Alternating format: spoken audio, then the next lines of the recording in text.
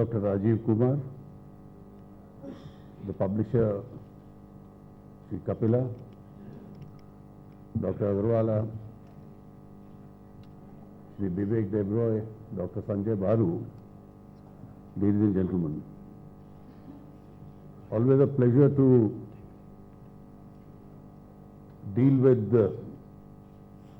Dr. Rajiv Kumar, whether at a function like this or in a private conversation. I have always found him, whenever I have met him over the last several years, to be extremely focused. That things are not happening as they should is a desire which is always evident from his expression. It's also evident from his writings. He has a huge amount of experience. He's had varied experiences in life. Once on a flight to the United States when he met me, he told me about his endeavors earlier on in his student life, which were entirely of a different kind. But for a person to be honest to admit all that, and then having evolved in a natural ideological process, having worked with academic research groups, with think tanks, with business chambers, having advised governments on policy, he has emerged as a very important and a very sane voice. And I think where one of the areas where we lack, is we need many, many more voices like this. In fact, today morning I was discussing with somebody present here that one area where we are lacking is across the geography of India, we need many more think tanks. We need persons with conflicting opinions, those who have all the time for themselves, read, write, research, comment, criticize, and then nudge the system. And as we are growing, I think this is just the right time that in the years to come, we need to unleash energies in this one area also. These kind of people have a very key and important role in society. They not only seek to act as advisors to policymakers, they also knock them on the head, try and put ideas in their minds, they try to shake them. Some amongst them get offended, and the others go through those ideas and look for newer points. And amongst these various suggestions and critiques, at least people like me are always able to discover some valuable addition to your own knowledge and thought process. His earlier publication in 2011 was appropriately titled Many Futures for India. There probably was a desire for a greater future, but there was also an uncertainty about the direction of the future. And that is something which he just now commented upon.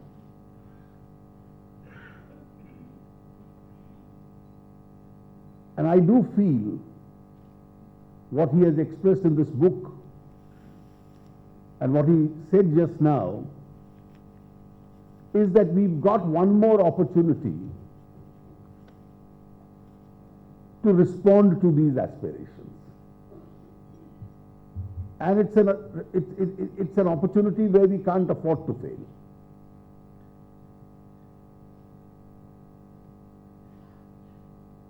I had an important visitor today, the Deputy Prime Minister of England, and in the conversation with him, I'm sure he would not be offended if I mentioned it publicly, I asked him a question that do reforms or difficult economic decisions cost you votes in England? And he was candid enough to say that in the case of his party, it probably did. So he put a counter question to me and said, what happens in India? I told him in India we have three options. The first option is not to do anything at all. And that the last few years have shown doesn't work. The second option is to just go in for sheer populism. And I can assure you that there is a lot of interest, at least a large number of my friends in politics have across parties, that a populist decision which looks attractive will always deliver.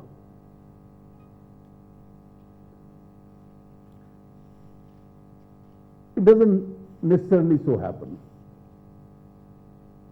2013 was a very important election in the state of Rajasthan. And in the run-up to the election, some of the most populist decisions were taken. The party taking all those decisions, which otherwise did not have a great track record in governance in the state, with all those populist decisions lumped together, got the lowest ever seats in history. So that alone doesn't help. Will prudent governance help, which is the third option? Will the correct decisions help? My honest answer to him was that in real politics, you need to have prudent decisions, and you'll probably like to add to it some process which is also clever economics, at the same time keeps your constituency happy. So some element of prudent economics and clever politics, if they mix together, can work in India. Each society has its own different story to tell from its experiences. You need decisive leadership which can take a difficult decision. Because if you don't take difficult decisions, then you'll keep postponing them and eventually reach nowhere.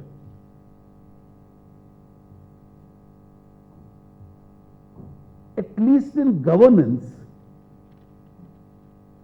and this is what I learned from the last government, you need to be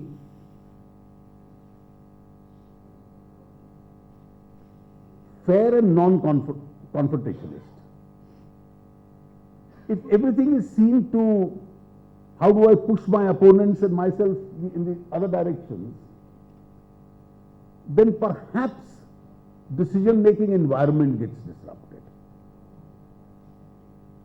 Legislation becomes difficult, parliamentary conduct becomes very difficult. Fortunately, when people speak in terms of a larger parliamentary consensus, I've seen that most economic decisions in this country, including some very difficult reform decisions, are really outside the legislative process. So how many decisions are there for which you actually have to go to legislation? Currently, I see the insurance bill is pending. Even for infrastructural investment in the railways, you don't require a legislative change. It's only when you go to operations you require a legislative change. Maybe for any kind of a labor law regime, you'll require a legislative change. But for most other initiatives, you don't require a legislative change. And my experience of the last two sessions of Parliament has been that at least most mainstream parties, if logically explained to them, have been in support of some of the changes which you want to bring about. I saw foreign investment in defense didn't invite any form of serious criticism. Even a few suggestions that I made about rationalizing subsidies. When I asked the leader of the largest party in opposition in the Lok Sabha whether he and I were entitled to be subsidized, to my pleasant surprise, most members thumped in appreciation of that argument. And therefore, these are certainly areas which can be carried forward. I think a lot depends on those who conduct the affairs of the government. I have met a very large number of leaders of the last government who are almost as critical of the land bill as your book is. And it's only now that I find that chief minister after chief minister, including Congress chief ministers, are now realizing where the shoe pinches. In my other capacity in the defense ministry, issues have come to confront me where I suddenly realized that defense is not an exempted purpose.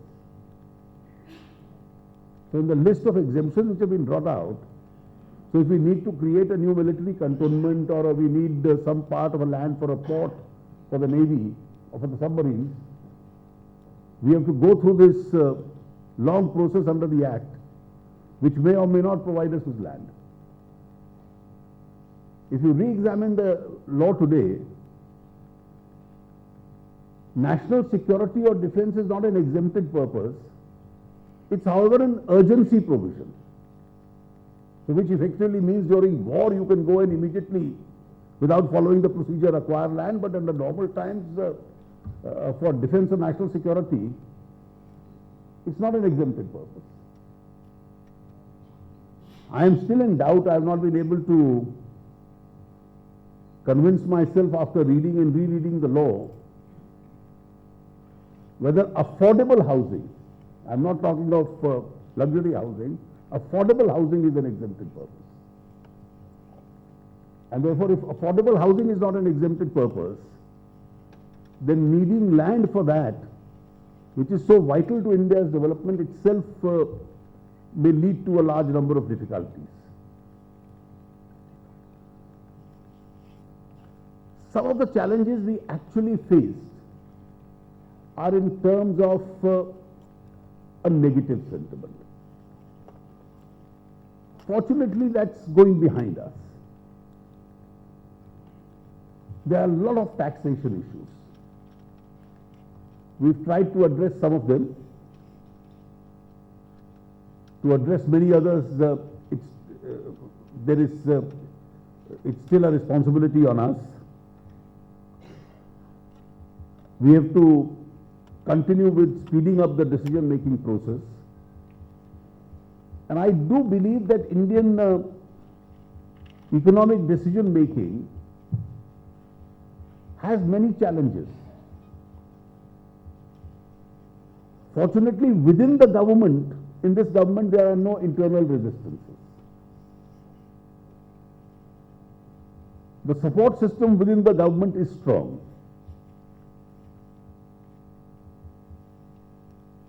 The parliamentary process also does not bear a very serious problem. It's broadly supportive. And some of those who oppose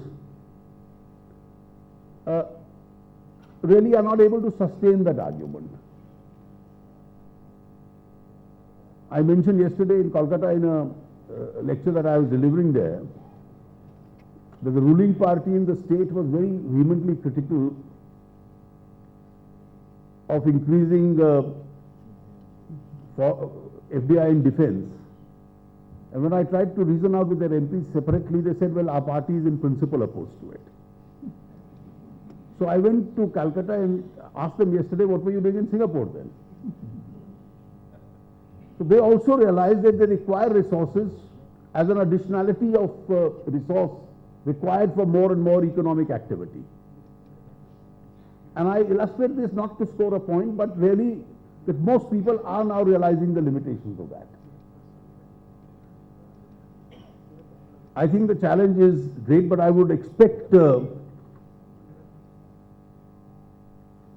thinkers and writers like you to keep on writing, keep on giving ideas, keep on,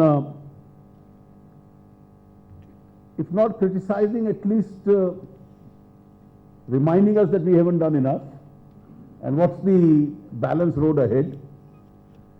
And I can assure you that with this newer environment in this country, where history has once again provided us the kind of opportunity it provided us 23 years ago to this country, we can unleash these energies and perhaps go in for those higher levels of growth rates.